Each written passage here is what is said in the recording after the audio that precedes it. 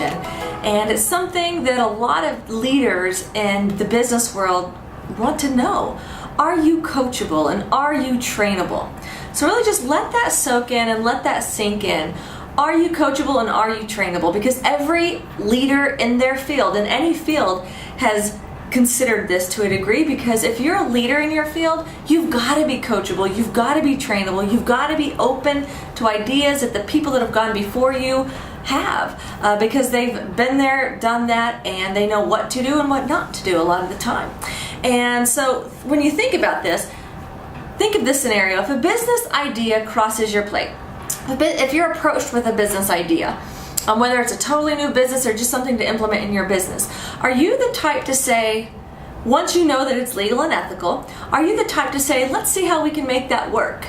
Or are you the type to find every reason why it wouldn't work and why it won't work in your town and why it won't work in your practice, insurance based or not, or just the people that you talk to, your friends, your family, they just don't, it just wouldn't work, okay? So think of, are you the type that says, let's see how we can make it work, or the type that has every reason why it won't work?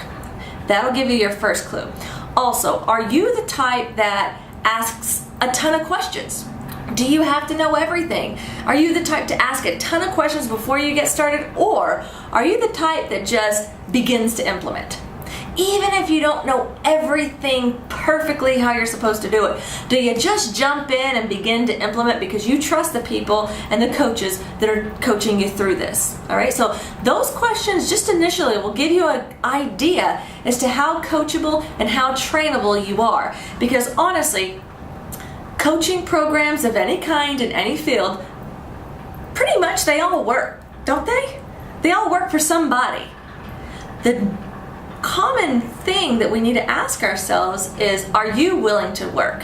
And there's a couple reasons why certain programs, management groups, and that sort of thing doesn't work for some people. And part of it, you gotta just be ready. Entrepreneurs have to be available to fire, then aim, then get ready. You gotta just jump in and do it and figure it out along the way. You've heard the saying, the best entrepreneurs, they jump off the cliff and they build the parachute on the way down. That's what we do, okay?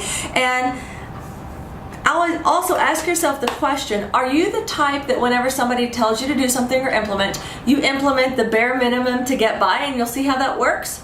Or are you going above and beyond what they even asked you to do to make sure that that's happening? Are you putting in the most time or the minimal time to make sure that this happens? And this brings me to when I was a little girl, when I played basketball, from all the way up to high school though. But when I played basketball, during season, not during season, I would go into the gym before the doors opened. I'd have to bang on the door, the janitors would let me in, and I would shoot free throws and three-pointers and practice my dribbling skills. And then I still showed up to the class and did our normal basketball drills and then basketball practice. And then I also stayed after practice, okay? I stayed after practice and I shot and I did more drills until either the football coaches would kick me out, the janitors would kick me out. My parents rarely kicked me out. They would just wait for me outside until I got kicked out. And so that's just the prime example as to how coachable are you? Are you doing the bare minimum? Or are you doing everything you possibly can to set yourself up for success? Now, even in basketball, something I learned was the 3 D's: dedication, discipline, and desire. Based on the story I told you, clearly I was dedicated. I was dedicated to not only my performance, but I was also dedicated to everyone else's performance on the team, making sure they knew the plays, making sure that us as a team were living up to our coach's expectations. And so I was definitely had the dedication. The discipline, I was exceptionally disciplined, and then the desire to do better, be better, and to help others do better. And so the desire was there because I didn't want to just do well in practice. I wanted to win games and win championships and win district. I wanted to win. Another thing is, even if we were running sprints, it wasn't enough to finish. It wasn't enough for me to finish in the top 5. It wasn't enough for me to finish in the top 3. Not even the top 2. I wanted to be my best. And I know that my best would put me in first. Now, then when I was a freshman working out with some of the seniors, I wasn't the best, but I strived to be. That was still my goal. And all I had to do was put in the time. All I had to do was put in the effort and the time, and eventually I was the first one to finish every single time. All right, so definitely put in the time to do all of that as well. Now, in practice, some of the key points in practice, because even when I was with a management group, my very first practice management group, they gave me all the tools to do. And there was a point when I kind of pieced it apart because I thought I knew what would work for my practice.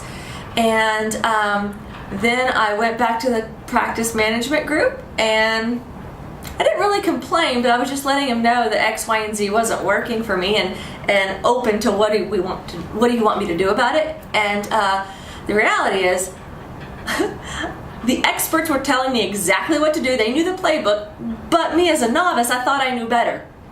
That is a problem that most people make. Just do what the experts are telling you to a T. It'll save you so much time, money, and hassle, I promise. So that was something that I learned as well. And so for me, whenever I was in practice, learning to be coachable and trainable, I knew that I had to be laser focused on what I was doing with minimal distractions. I knew that I needed to be the type that was a solutions finder. I knew I needed to find solutions to any issue going on. And if I went to my mentor, and still to this day, if I go to my mentor with an issue or something, I also go to them with a couple potential solutions as well. And it might not be the right solution, but I want to at least bring something to the table and to the plate. And then also, the main, not the main thing, but an important thing to being coachable and trainable is implementing exactly what they're telling you.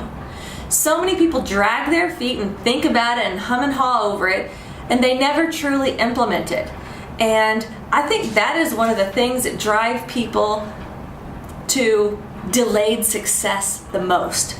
And so ask yourself also, when it comes to your practice, when it comes to your business, when it comes to your health, any of that, are you working on your practice or are you working on your business even when you're not in practice? All right, so let's just say at the office. When you're at the office, you're working on your business, right? Are you in treating patients? When you're not treating patients, are you still working on your business? Are you still working on your own personal development? You've got to find pockets of time. Maybe it's whenever your kids are asleep or your wife's in the shower or something.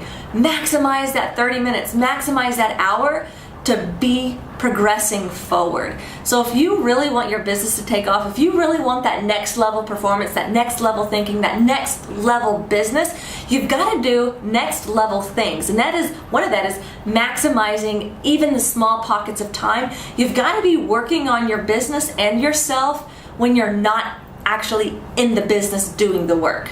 Okay? And throughout the time in my practice, I've hired different management groups for my associate doctors as well. And so I've learned a few things in watching other people too, or even people that I've tried to mentor along the way. Ask yourself, as far as, are you coachable, are you trainable? Do you think you know better? Okay, are you implementing exactly what they told you? Because a lot of times people pick and choose because they just assume that it won't work, or it's out of their comfort zone, or it hadn't worked for them in the past. Are you re-scripting what they've told you? Do you think you know better than the experts? So it kind of sounds silly whenever I ask it that way, but it's so incredible how often I hear how people switch things around. And the reality is, do you think you know better than the experts? And how's that working for you? Okay, people come into my office even as patients and they tell me they're going to do X, Y, and Z, and it's not really what we had discussed, and they're not getting the results. Or in the past, conventional medicine has done X, Y, and Z for them, and they don't really know about this natural stuff. And really, my response is very simple. How's that working for you? and I don't say anything else. Okay, so that's what I'm asking you. How's that working for you? All right, if you want to get to that, and maybe you've gotten to this level and you're really proud of it, but if you need to get to if you want to get to the next level, you've got to really do some self-reflection.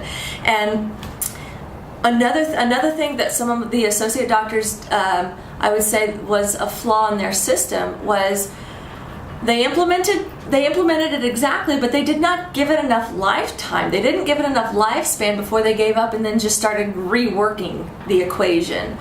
So be sure that you're giving it enough time. And even my patients, they don't, you got to make sure that you give it enough time to see those results. And so for some of you, when you implement something into your business, into your life, or anything like that, some of you give it 3 weeks and think that that's enough time. Some of you give it 3 months. Some of you give it 6 months or a year. So I would just say, truly ask your mentor, ask your coaching group, something that would be realistic as to how much time to give it. You know, when I started advertising certain ways, I ran the ad one time and it did okay, but it really wasn't worth the thousands of dollars I was putting into it. However, I hired coaches that were business coaches, not necessarily chiropractic coaches, so I could learn more about business. And they told me a minimum of three runs to see truly how that's going to work. So I asked the experts what the expectation should be, and it's been working for years, you know. And so truly, whenever you're looking for a coach, be sure that you respect them. You might respect the group, but be sure your individual coach, be sure that you respect them. Be sure that you trust them. Okay, trust is huge. If you're kind of thinking that they're that you know better, the problem's really with you. But if you really think you know better, then you just need a different coach. It's not a perfect fit, and it doesn't mean anything negative toward the coach. But you just got to have a fit where like y'all are on board, y'all are gelling, and y'all are clicking really, really well. And do you look up to them? Okay. Sometimes our coaches might be younger than us. Sometimes our coaches might have a little less experience in practice, but they might be geniuses in business. But if you don't see that connection and you don't respect them or look up to them because they haven't been in chiropractic for decades, that's a problem. Even though they could launch you probably further than anyone else on the planet, you still, if there's not a connection there, you're not going to have the growth that you expect or that the coach wants you to either. Okay, so I'm going to run back through a few things that I told you about. You personally need to take inventory. Do you have the dedication, discipline, and desire to do better? Are you ready to implement? All right, you've got to implement everything exactly. You've got to have laser focus on what it is that you're wanting to do. Be laser focused on the amount of time and the effort you're putting into what you want to launch that goal into. And are you working on your practice or your business when you're not actually in the business? Okay, and then last thing is be sure that the coach that you're choosing and selecting lines up with the values that you have in life and in business, but also that you respect them, look up to them, and that if they say to do something, you say yes sir, you say yes ma'am. I'm from Texas, that's what we do, okay? But you say, you got it, and I'm gonna go do it. Coaches love that, they thrive on that, and you will get the recognition that you're wanting, you will get the results that you're wanting if you just jump in. So be sure you're getting a coach that you trust and you can say, done. All right, guys, so I want you to take inventory. If you're a coach, if you're a management group, show this video with your clientele so that they can have a brain check, they can have a personal check and take inventory on exactly what it is that you're wanting their thought process to be like. Thanks so much. I look forward to sharing more with you in the future.